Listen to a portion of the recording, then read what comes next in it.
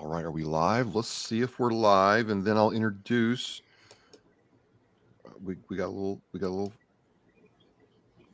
Get my phone. My phone's muted. That's good. Okay. Oh, I see it on LinkedIn. We're on LinkedIn. All right. Looks like it. Looks like we are up. Good evening. Good evening. Mute my phone. Let's try that again. Good evening. Good evening. My name is Travis with Oscar Mike Radio, and I'm joined by the U.S. Army veteran and the founder and executive director of Hellfish Haven, Michael Geary. And we are W.A.R. We are resilient. And I'm going to let Mikey do the next thing. He had an exciting guest for us tonight. And so, without any further ado or build up, because it's just so much awesomeness on the screen, Mike, would you introduce our guest for us, please? Yep. So we got OEF veteran Charly Oliver. She's in the Guard with me back in 09-10. We did a tour together in Anbar region for 747 Military Police Company. And she also deployed, 03 with them? Yep, 03 to Afghanistan.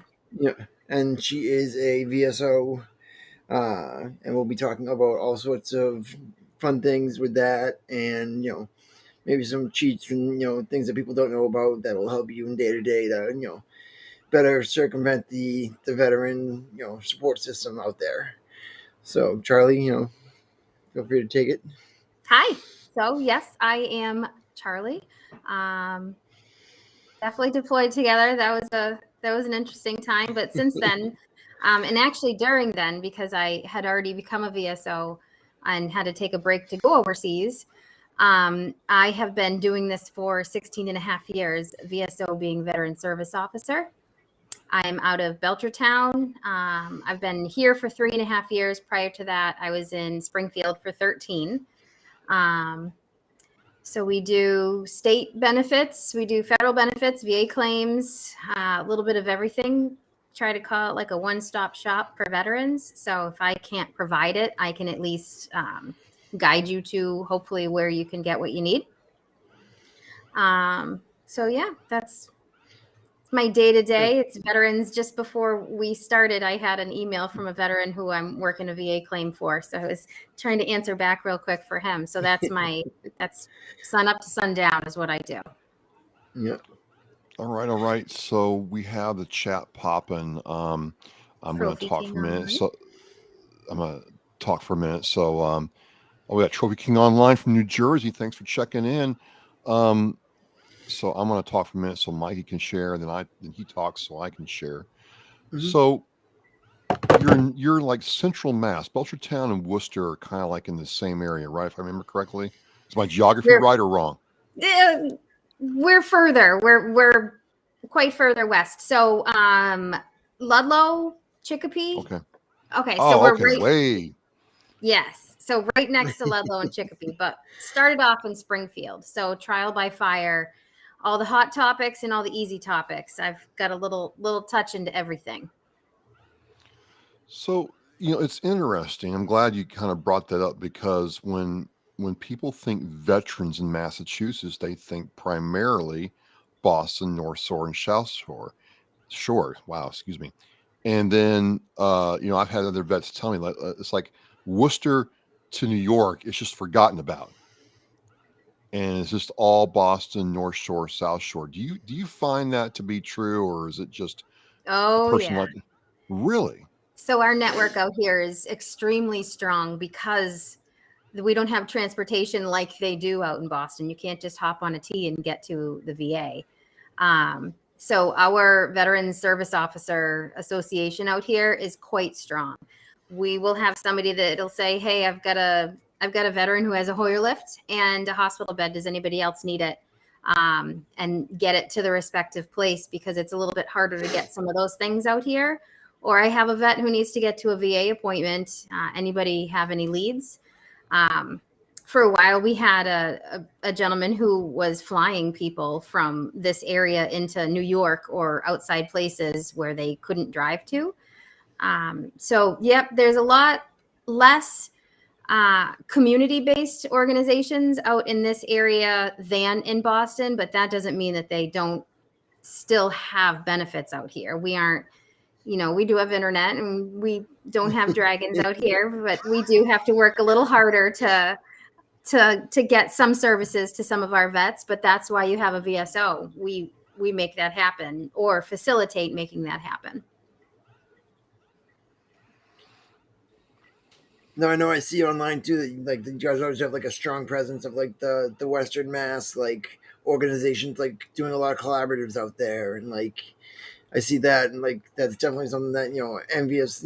We do have a lot of the resources out here in Boston, but like it is envious to see like you guys actually having these events and co-sponsoring and doing things like that, working together for it. And so it's good to see like that you've taken a disadvantage and turned it into an advantage out there.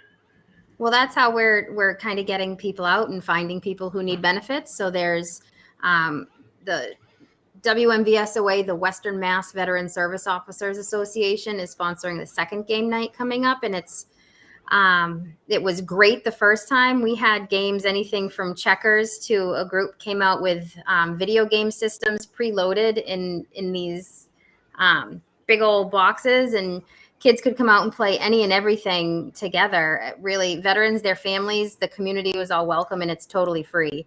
There was just a concert series with benefits tables all over the place at MGM. We have a Purple Heart lunch coming up. Stephanie over in Chicopee spearheads a ton of stuff. She's got things called Know It Before You Need It, and she does these information sessions so that when a family member needs to go into assisted living or you're looking to get a home loan, really anything, she kind of touches on it so you know where to get the information before it comes into like panic mode to try to find these services.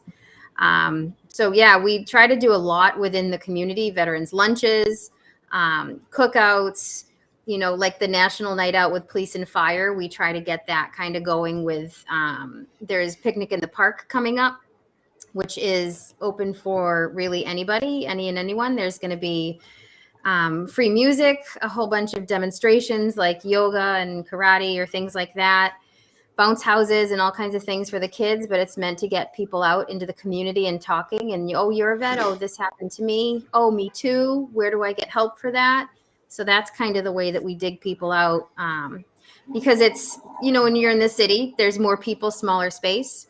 We have bigger space, but just about the same amount of people. So getting to them and getting them to us is a little bit harder. So we do a lot of the community stuff to make that happen.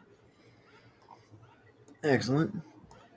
No, I threw up on the Travis the link for the Western Mass VSOA.org. Yep, I put it in the chat, so it's there, folks. Check it out and see what's going on. You talked about some of the challenges, serving out there. What are some of the challenges? Do they differ? What I'm trying to get at, Charlie, is does it matter where you are in the state, Western, Northern, Southern, Cape? Are the needs pretty much all the same, just different location, or are there specific unique needs out where you are?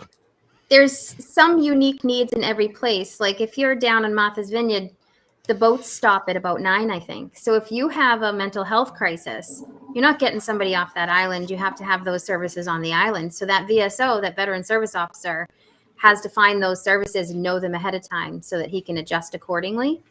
But we have the VA hospital in Northampton, so we could bring somebody, or even we collaborate with the police and fire so that they know if there's some type of emergency like that, call your VSO and we'll try to help.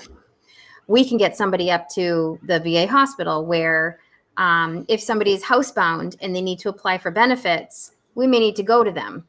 Where if you're in the city, that person may have better access to a wheelchair van or somebody who can get them to their VSO.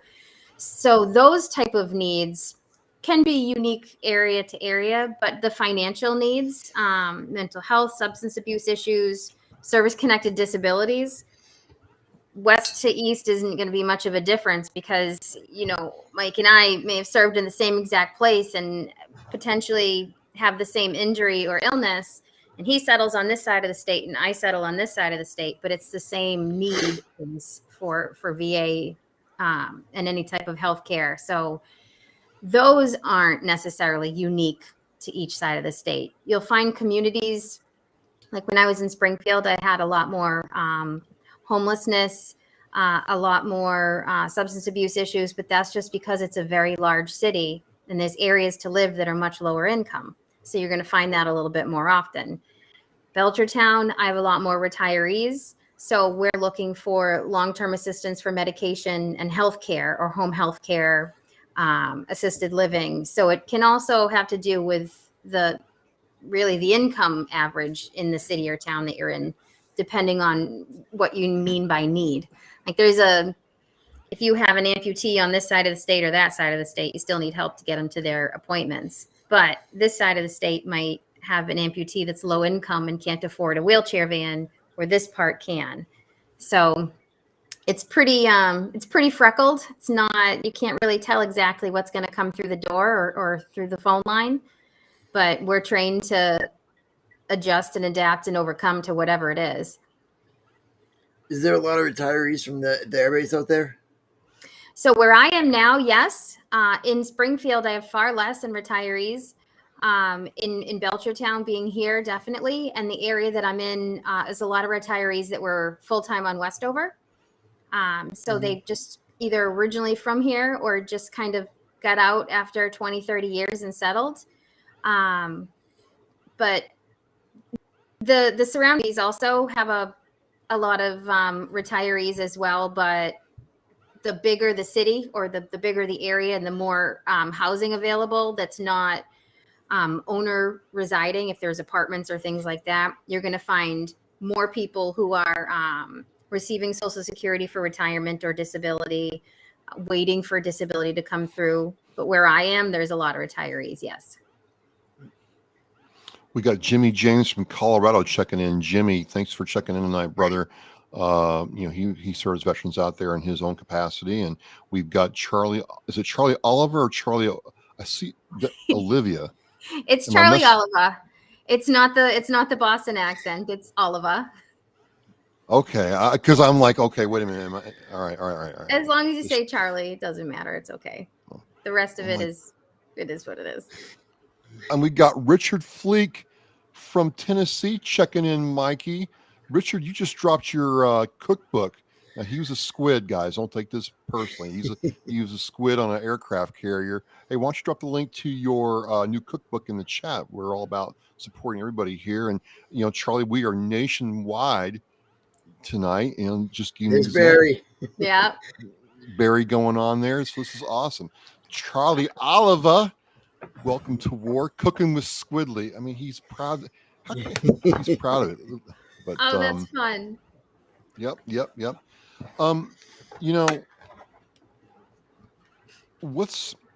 I got a question for you.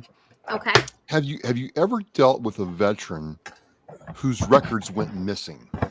Oh yeah. Really? Yeah. I was trying to get paperwork from my grandpa.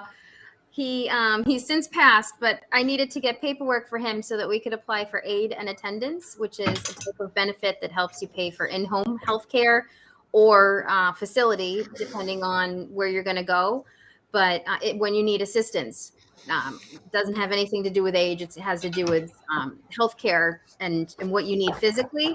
His records were gone, absolutely gone. There's a couple of reasons for that. So he was actually involved in the fire. There was a fire down at the National Personnel Record Center, and it only took up a certain time frame and a certain part of the alphabet, and he made it in there. So his records were totally gone. I at least had his military discharge. Your VSOs should have access to the Massachusetts war records. So if you're looking for your DD-214 and your address was Massachusetts when you got out, we at least should be able to get that for you. So we could apply, but I had no proof of anything that did or didn't happen in service other than his DD-214 saying Korean War service. We also have trouble with a lot of Coasties. The Coast Guard records have moved, and they've moved a couple of times. So figuring out that little time frame of where it's gone to, It's like after January, but before February 13th. Like, it's a silly time frame. You either have to request them from here or you have to request them from here. For a bit, they were in transit, and then somebody has to actually organize them where they're at. So trying to file VA claims with no records from the service, whether you're new or it was years ago, is a tough one. But it happens. It happens frequently. Guard, they need to keep your military discharge. And if you're lucky, some of the records might be in our like iPerms. Once you get out, you can get some of them through va.gov now. But other than that, they're not required to keep most of your records. So if you're still in and you're listening, get a copy of everything before you get out. Everything, Yes. especially if you get hurt and you get an LOD, a line of duty.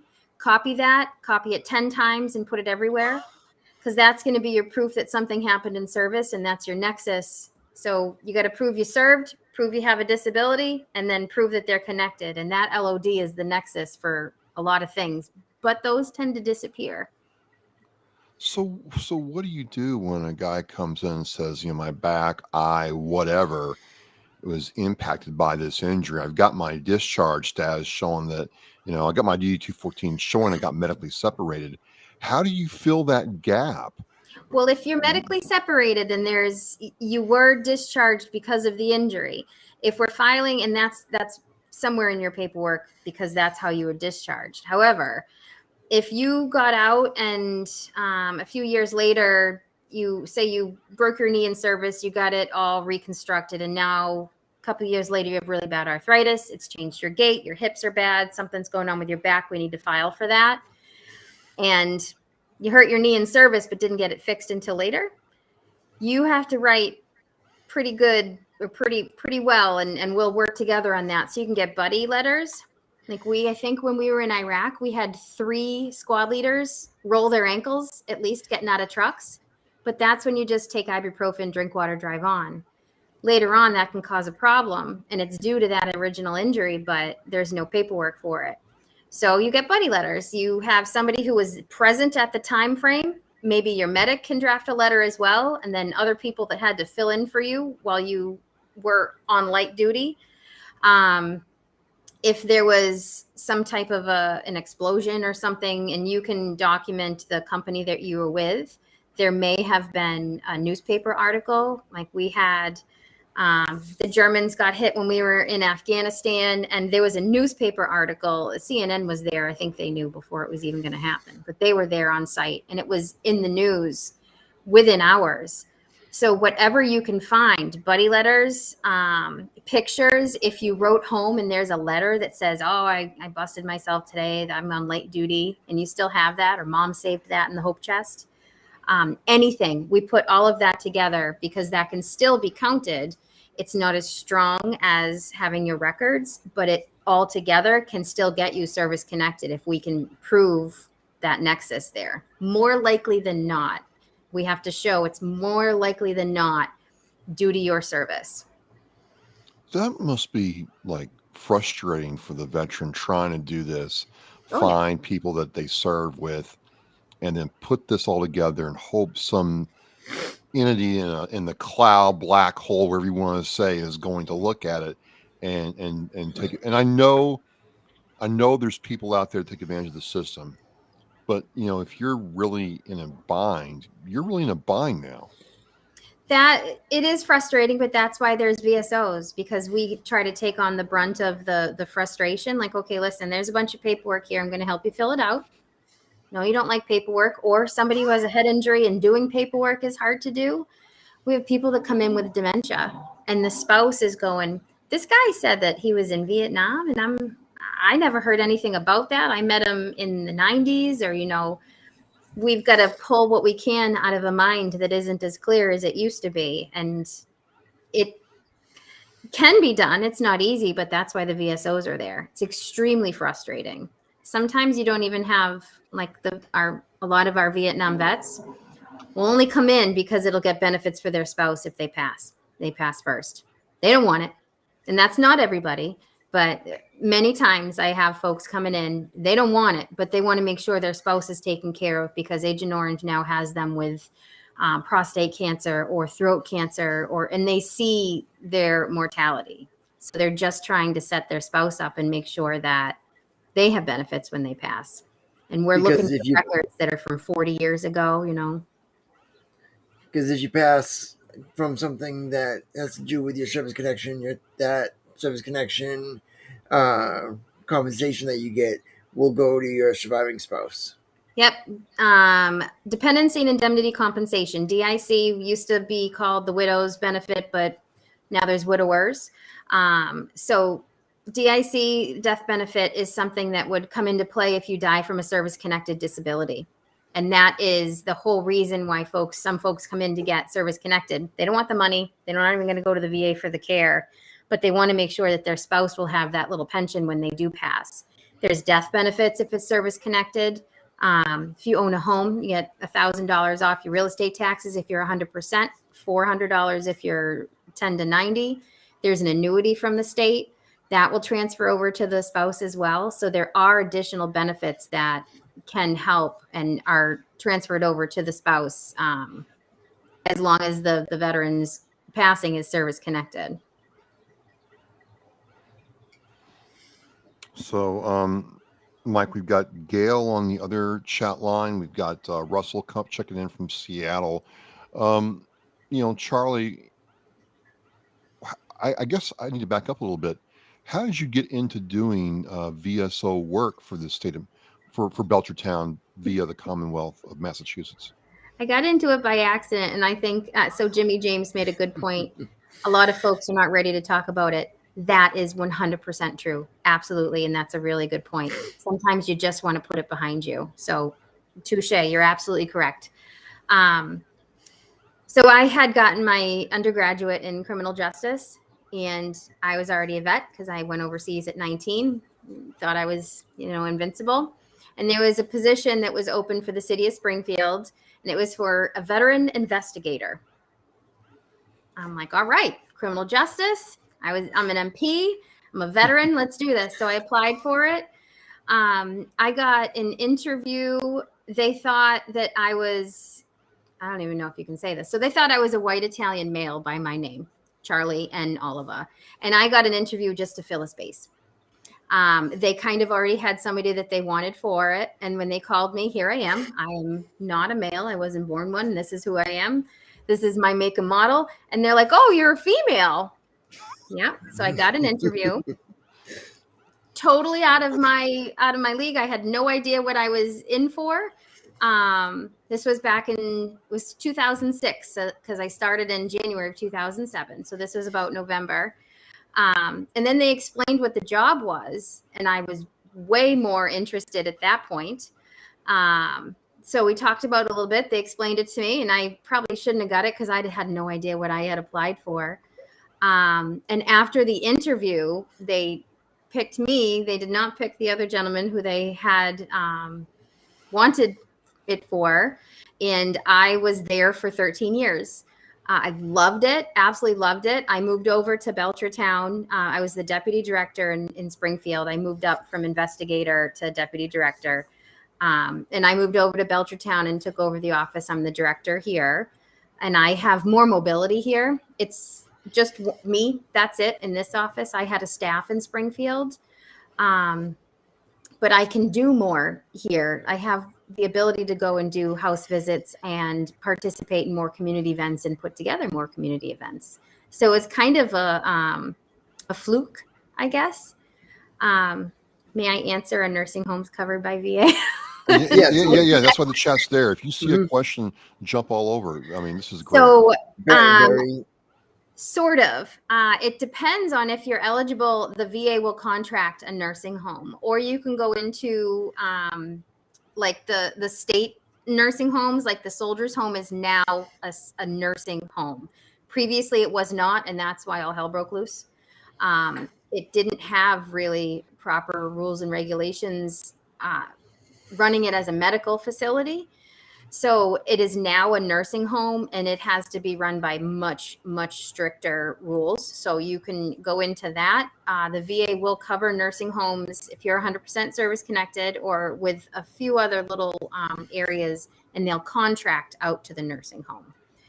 I hope that answers the question. So not always. And if you're just the average veteran, served, there's no service connected disability, use the VA for healthcare, but you need a nursing home, they will not cover that. Cool. Elsa, thanks for checking in. I think she's out your way in the Chicopee area, I think, or just south of Mount Greylock, I think, maybe. I don't know. Speaking of the soldiers' home out there, are the after effects of what happened during COVID still being felt in your area, Charlie? There's a lot of yes. The VSOs are all quite upset, and we're watching that place like a hawk. We have a new veterans secretary. So things have changed drastically in the state, never mind the way that they have it licensed over in Holyoke. Veteran Services used to fall under Health and Human Services, and now it's the Executive Office of Veteran Services. So our secretary reports directly to the governor. There's no go-between. Santiago, So right? Yep. So there's no excuses and blaming the first 5 people below you. So that was something that was pushed heavily by the veteran service officers. We lobbied for that.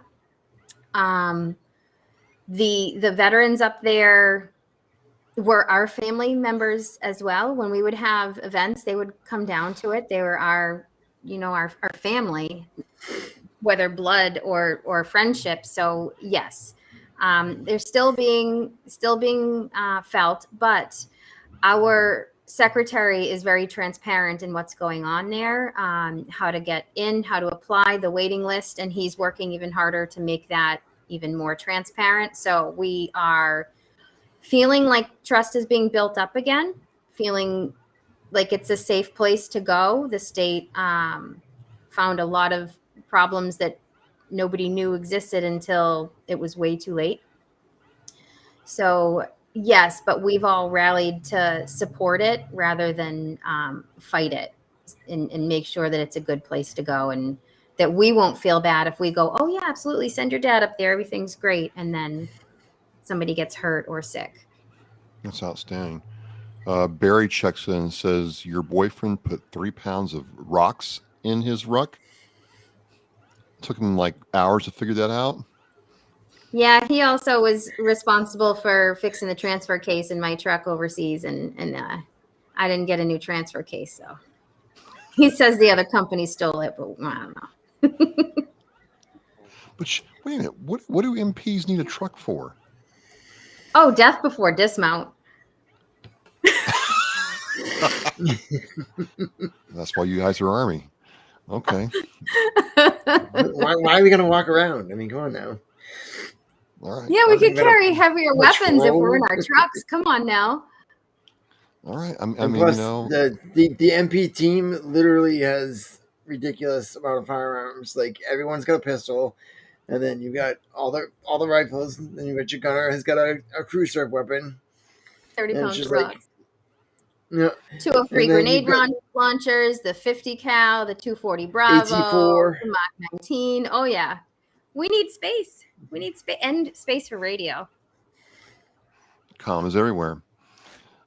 So how long have you been? I guess how long have you been a VSO then? Just recap. that. 16 and a half years. Oh wow. January 4th of 2007 was my first day on the job. Do you still like it as much as when you first started? Absolutely. Is it yeah. I love it. It's lasted longer than 2 marriages. I love it. I absolutely love it. It's a little bit different each day. I mean, there's paperwork that's the same, but for who you're doing it for, it's different. So the stories are different. I have vets that will come in just to tell me stories because they have nobody else to talk to, and the things that these people, you see them in the grocery store that you don't know anything, and then all of a sudden they tell you these things that have happened to them, things they've seen, what they've done, people they've saved. I absolutely love it. I also find it to be therapeutic myself. I don't think that I would be very good in the public sector. I'm pretty sure I would have fired a million times over. I'm not mentally on the civilian side, so I enjoy helping my fellow veterans because it helps me wake up and get through my day and go to bed feeling good. So absolutely 100% love it. So for 16 years in that area, you must know these people. They're not just people that come in there. You know them. You know their story, their history, where they're going. You've seen your help them out. I mean, what's that like for you to see all that over that length of time? Well, most of the time it's wonderful. Sometimes it's tough. I've buried a lot of my vets, sometimes from old age. I've had a few folks come through recently with ALS, and it progressed very quickly. So I meet these people, I start a relationship, and then I lose them right away. I still have contact with the first veteran I ever worked with. He broke my window in the office because he had a lot of issues, slammed the door, broke the window, had to call the police because it was public damage, all of that. And 16 years later, he's sending me pictures of his son graduating college, a son who he had no contact with because he was in a tough place in his life. So that there's wonderful things like that. People would come straight out of prison right to my office because they had nowhere to go, no money, and had no idea what to do. So we have somebody who's been in the system and doesn't trust. And you got to build that trust and show them that, yes, I work for the local government, but I'm not the VA. So here's what we're going to do. Like, Chapter 115 really plays in? Yes, absolutely. Find you a place to live. We'll help you pay for that place. We're going to freeze in your fridge. You don't have a fridge? We're going to get you a fridge. You don't have a bed? We're going to find you a bed. Furnish the whole place. And make sure that you have a monthly paycheck, and we're going to get you Social Security or SSI if you don't qualify for the retirement side. And happen in the VA, you get to pick those folks up who have, I don't know if they're guilty or not. It's not my business. I'm not the judge or jury. I'm here to help. So you get to pick people up who ultimately may have nothing and get them everything that they need to continue on and live a good life. But then you have folks that there's a lot of drug and alcohol abuse. And I've buried a couple of my vets that drank themselves to death. And I've tried desperately to do something to help, but you can't always help everybody, or sometimes it is too late. So yeah, you get to know people, new babies being born, and 16 and a half years now, those babies are in like high school, and it's wild. It's wild it's weird to have had that long and have these relationships with folks. The clientele that I have here in Belchertown are mostly retired. So I have the most wonderful little families that, they bring in tomatoes or, things from their garden. I've had drug abuse. I've had, you name it, really, any and everything. A couple of folks that had gone to prison for homicide, sex offenses, all kinds of things. It's not our place to judge. It's our place to help. And then everything to, I just baked these cookies for you. They're still warm in the bag. Here you go. So no matter what, they're part of your family, the good, the bad, and the ugly. They're veterans. So they're part of the family regardless.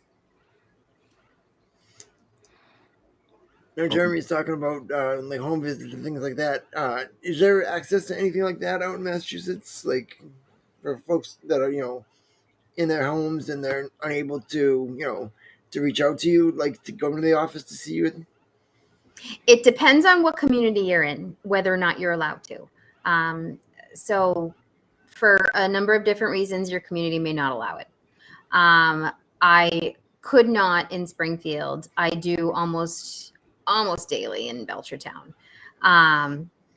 Anywhere from a gentleman who is an amputee, and it's Takes just as long for him. He's a larger man. Takes just as long for him to get his leg on, get into the car, and drive up to me than for me to go down there, get the paperwork, come back to my office, and process it.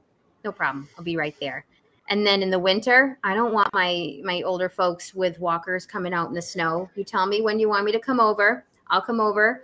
I'll take the paper from the door, or I'll come in. You tell me, where your comfort level is, because it's still their home and their.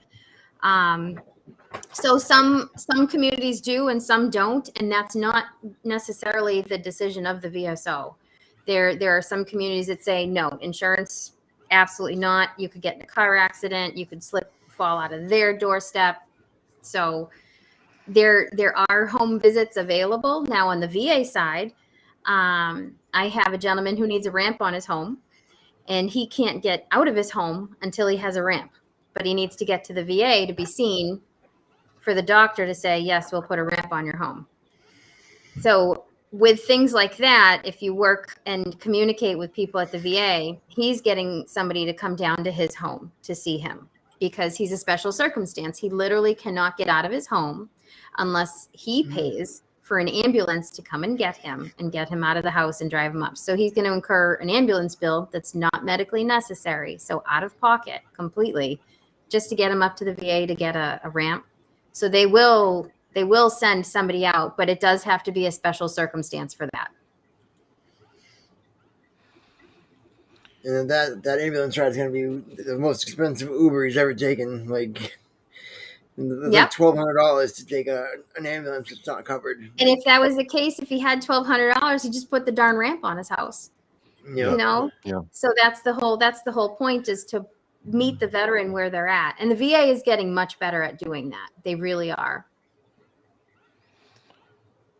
One of the things I kind of wanted to unpack a little bit, not to shift gears too much, is one of the things that Mike and I want to do with W.A.R. is tell ourselves and remind others that, hey, we're veterans. We belong to a very special fraternity and sorority, right? We can do this, whatever this is, but you got to be able to, you got to want to take action to help yourself out. I mean, what are your thoughts on, the veteran? I know you work with the older population, but still there's a lot of veterans that just won't take the first step forward, won't take advantage of the program out there.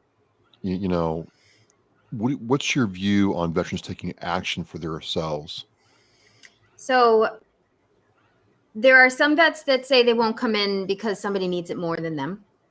And there's somebody who says, I'm not that bad. I don't need it right now, those kind of things. Well, we have benefits available to us right now because an entire generation fought like hell to get it for us. And if we don't use them, they're going to go away. So it is you in addition to, and not you instead of. And if you need it, or if you're eligible for it, you need to use it, because the veterans coming after us may not get it. So if we have less and less veterans going and using the VA is not going to get that much in their budget next year and the following year, because the federal government's going to say, well, you didn't treat this many people. You don't need this much money. And they're going to cut back. And we're going to see VAs closing, like when they tried to close the VA out in Northampton.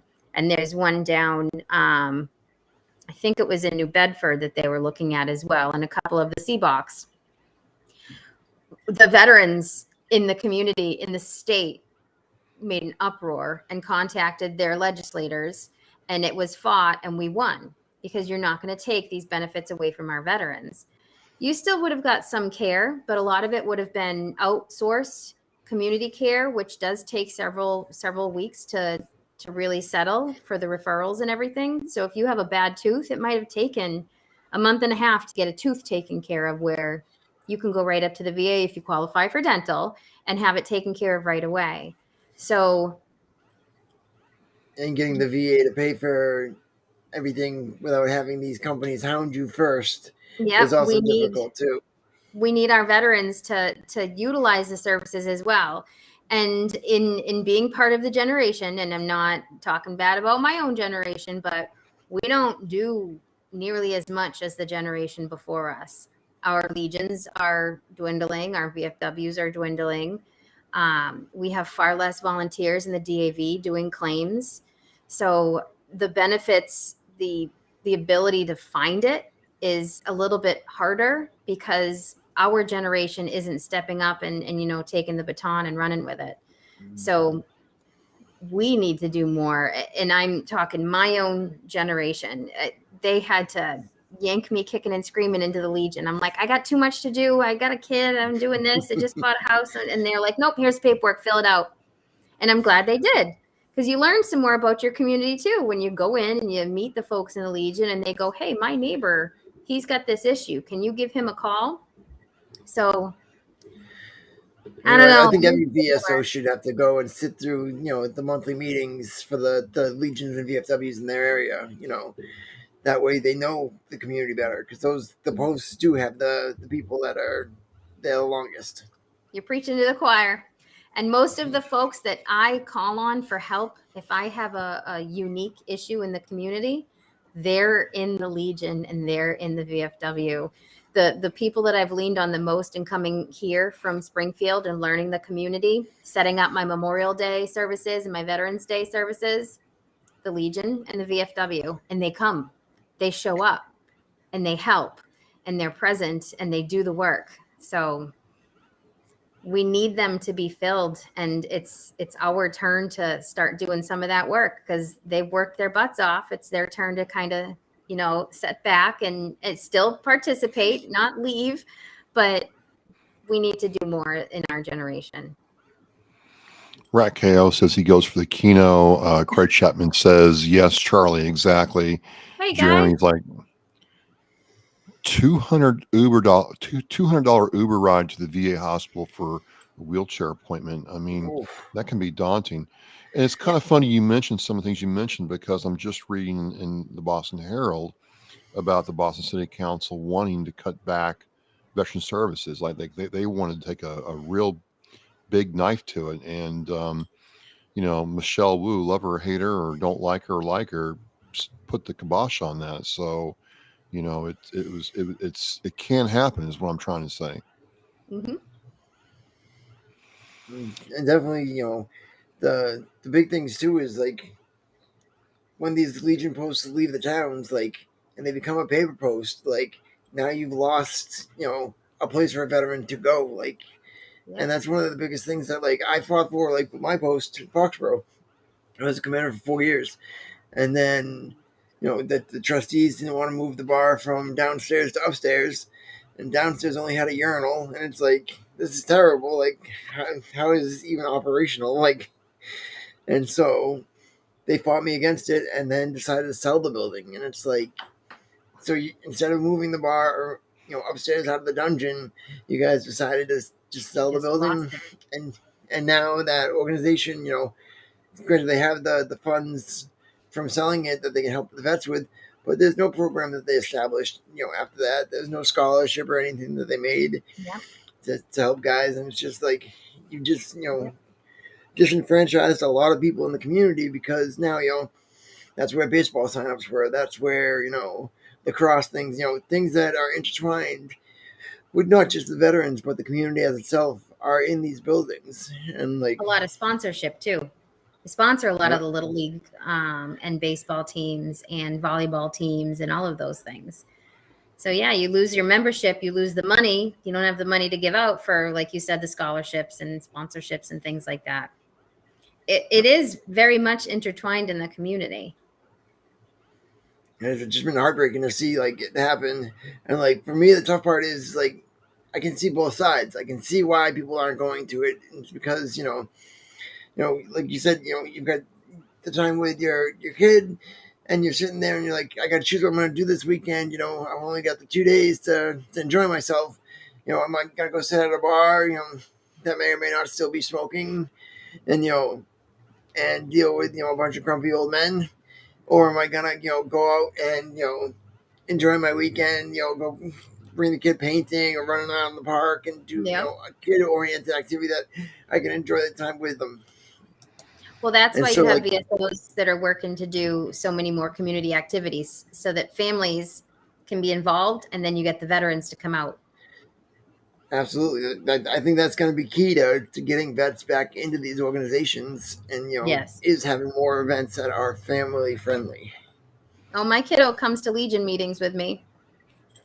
She's good. Good She sits in the job. corner, she pays attention. And we have one of the guys, when he knows she's coming, he'll go get treats. So she's got like banana bread or something. It's really cute, but it's not as like you said, old men. It's not just old men anymore. And honestly, a lot of the older gentlemen there are the ones that are excited to see her come, because it kind of brings a little life to an area and a group that's pretty quiet and pretty just by the book. So community is definitely the key, I think, to getting, I agree with you, getting people back into it. One other thing too. I mean, some of our older brethren can be cantankerous and come off as grumpy and irritable sometimes. But I got to tell you what, there's been a couple times in my life where I'm at my Marine Corps League meeting, or I'm in the Legion, and one of those dudes starts talking to me and asks me what's going on, and I tell him I'm in a jam right now. This is what's going on, and there's a lot of wisdom these guys Mm-hmm. have. There's a lot of perspective they have, and if you will shut up and just listen to them, they can show you a lot. It's really something when you check your ego, check your pride, and just say, "Hey, what are you about?" And then you hear about some of their Vietnam stories, and I'm like, I had it easy. Yep, I had it absolutely. easy. That's why we called Al Assad Camp Cupcake. You got kids complaining. I'm like, you've got a coffee shop. Are you out of your mind? Right, right. So no, you're absolutely right. Like And a that's something giant full time gym, like everything. yep. Like That's been something that I've happily learned, is to listen, to shut up and just listen. I've got lots to share. I've got lots to tell you. But I am not going to tell you what's important if I don't listen to what you find important. And then I can meet you with what need you want to fix first. Well, we are just blasting through this hour, Mike and Charlie. This is what happens. We get Sorry. going, and all of a sudden we're like 11 minutes away from being done. It's just, we're going to have you back on. By the way, I mean, that's just a foregone Well, conclusion. I can actually You are talk about benefits too. I have some good details for, all right. state and VA benefits. So if you need to fill some space, sorry guys, if you're hearing me today and you end up with me again. Well, it won't be a bad thing because we're just having such a good time. I guess in the vein of that, how do you see the future of veteran services working, in this state, or where you're at in the next, I don't know, 2 to 5 years, please? I love the changes that I'm seeing. This new secretary is so motivated and he has so much great experience. So I think that he's going to take the Office of Veteran Services in a really great direction. There's a lot of new staff they've created, a lot of new positions up there. The bonus division is flying through all of that. They're looking to increase a bunch of the different benefits. For the first time in a decade, we had the burial benefits increased a few years back.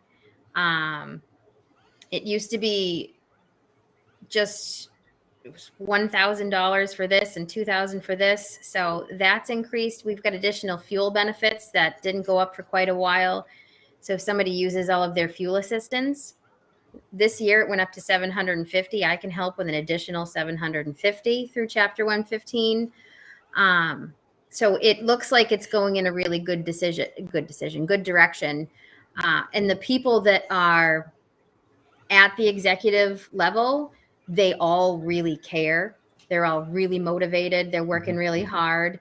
And it's not just, you can't have that job just to have it as a job. It might pay well, it might not, but you have to love what you're doing. And it seems like they all really do. So that is really motivating for the rest of us VSOs in our little or big cities and towns to do what we're doing, knowing that it's going to be, they're going to help us help these veterans as best we can. So the direction I see it going in is great. The same with the VA. The VA is working really, really, really hard to do better and to be better for veterans. There's a lot more focus on mental health, which previously there wasn't. There's a lot more focus on getting veterans care faster. So if you can't be seen at the VA for within a certain amount of time, you can ask for a referral to community care, and you can get a doctor right in your own neighborhood and not have to go to the VA. So there's on both sides some really great changes Yeah.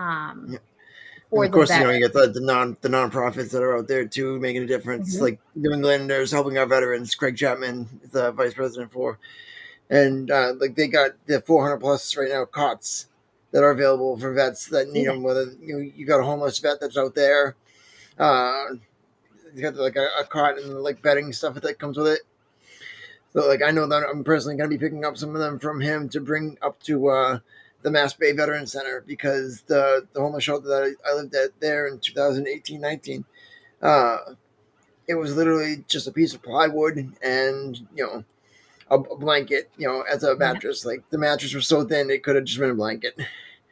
And like so we're gonna bring those up there and give those to the guys that are in the single rooms that are able to have the space for them, so that way they have an option, instead of just that bedding. Here you go, here's something, that you can use and maybe more comfortable with. Guys get used absolutely. to sleeping on a cot. It's easy to do, Is that or they could chat use it as a available?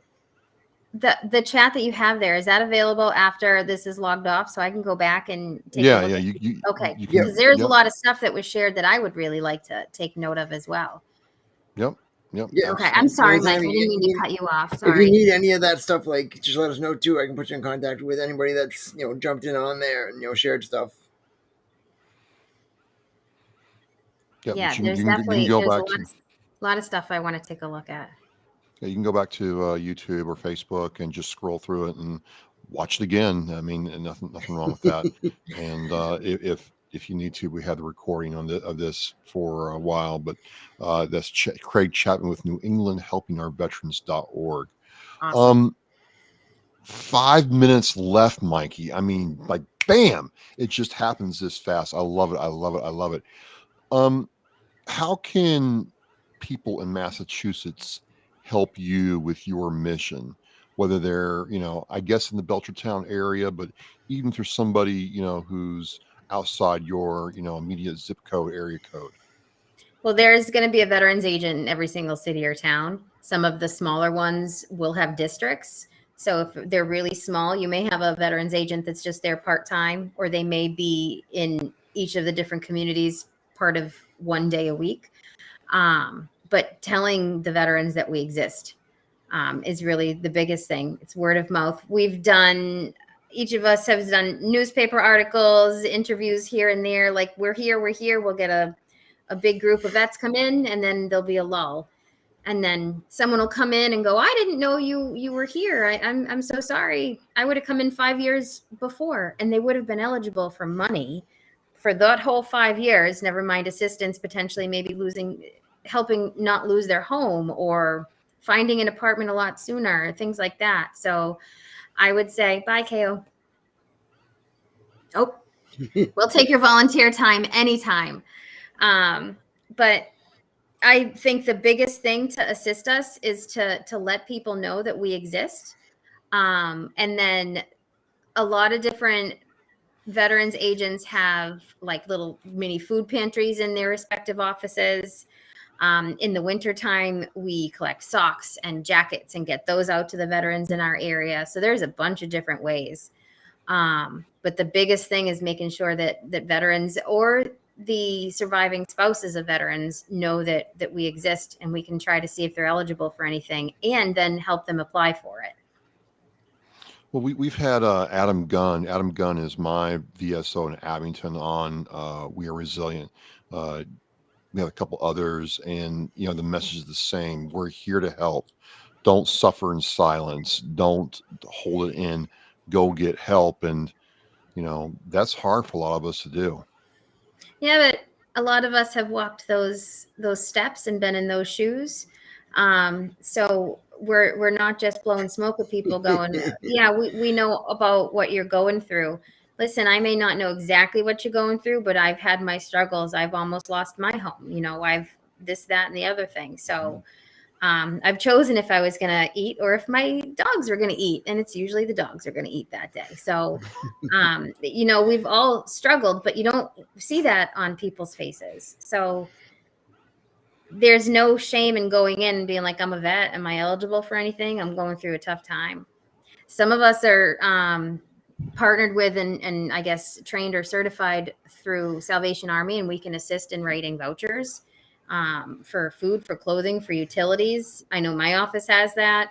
Northampton has that. I believe Chicopee just did theirs, but all across the state. So you never know what other benefit might be there, even if you don't qualify for low income, low asset, or medical, or we might have some other tricks up our sleeves.